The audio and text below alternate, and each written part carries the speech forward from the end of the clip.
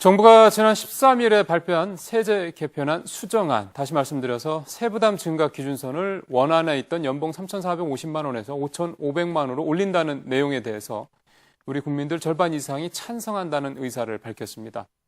SSBC와 여론조사 업체인 리얼미터가 최근에 발표된 세제 개편안 수정안에 대해서 실시한 여론조사 결과를 정상은 아나운서가 자세히 소개해드립니다.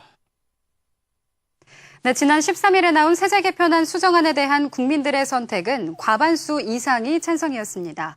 보시는 것처럼 51.5%가 찬성 의사를 표시했고요. 반대는 30.2%, 그리고 잘 모르겠다는 의견이 18.3%였습니다.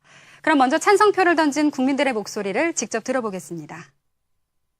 저 같은 이제 서민들 입장에서 보면은 찬성하는 입장이 될 수밖에 없는 것 같아요. 왜냐면 세금이라는 게 아무래도 서민이라는 거는 돈이 이렇게 쌓아놓고 있는 사람이 아니라서 세금을 적게 내면 낼수록 더 좋은 거니까. 네, 그거에 대한 찬성하고 5,500선 정도 이상이 되면 더 걷는 게 맞다고 생각을 해서 그거에 대해서는 찬성을 합니다. 네, 이번엔 반대 의견도 한번 들어보겠습니다. 제가 생각하기에는 부자 감세나 그런 것들이 먼저 선행이 돼야 된다고 생각하고요. 5,500은 너무 미봉책으로 너무 짧게 선택한 거 아닌가라고 생각을 합니다. 그래서 저는 반대합니다. 그 여러 가지 복지 정책이나 그런 부분을 위해서 이제 세수 정책을 그렇게 정한 건데 그걸 원한 대로 가야지 그 계획한 대로 이루어지지. 이거를 그 여론이 그렇다고 해서 이걸 변동하게 되면 세수 확정 부분에서 문제가 생기잖아요. 원한 대로 가는 게 맞지 않을까 싶어요. 네, 이 밖에도 단순히 기준선을 올리는 것보다 세금을 어떻게 쓸 것이냐, 그리고 세원을 더 확보해야 하는 것 아니냐는 의견들도 있었습니다. 직접 들어보시죠.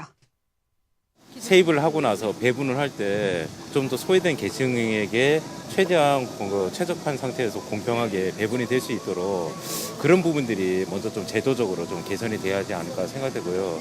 옛날에 박근혜 대통령이 얘기했던 대로 지하경제라든지 다른 어떤 고소득 쪽, 전문직 쪽에서 좀 더 세금을 찾았으면 좋겠다.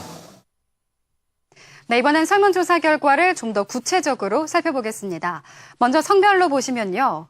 남성의 경우에는 절반을 훨씬 넘는 54%가 찬성 의사를 나타낸 반면에 여성은 절반이 좀 안 되는 48%가 찬성표를 던졌습니다.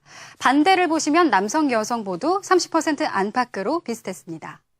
다음엔 연령별 찬반 결과 살펴보겠습니다. 표에서 보시는 것처럼 연령이 높아질수록 찬성률이 점점 높아지고 있는데요.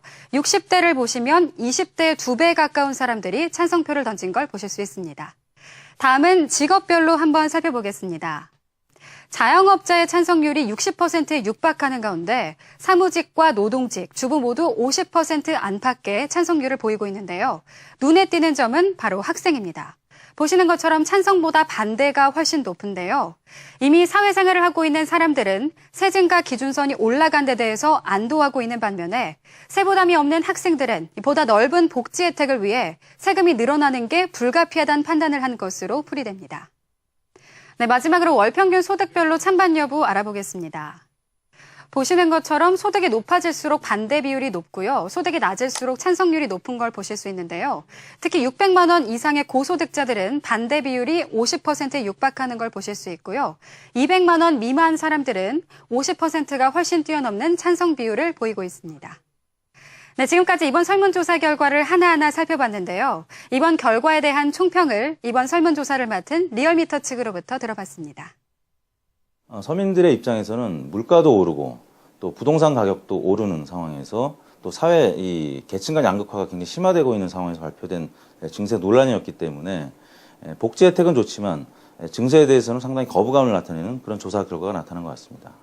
네, 이번 조사는 지난 14일 전국의 19세 이상 성인 남녀 500명을 대상으로 유선전화 및 휴대전화 RDD 자동응답 방식으로 진행됐으며 95% 신뢰 수준의 표지 오차는 플러스 마이너스 4.4%포인트입니다.